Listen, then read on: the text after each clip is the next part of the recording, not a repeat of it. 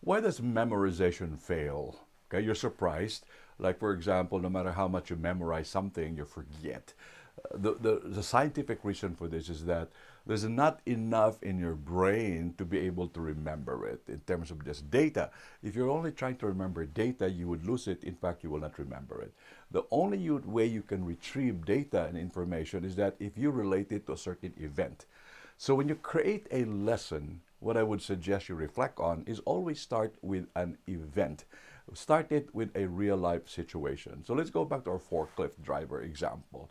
And when you go start with an event, okay, what you do is that, by the way, why is the forklift not working?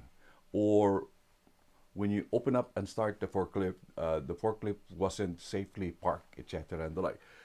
So you always start with a situation.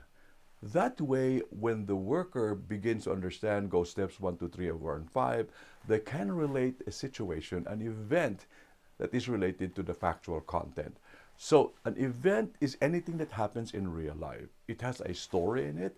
It has a little of emotional involvement it is. It is also based on experience. So you bring the event because the event is the carrier. The event is your method of making sure that there's reality in your content where you also put together the reality and the content together in a more engaging lesson.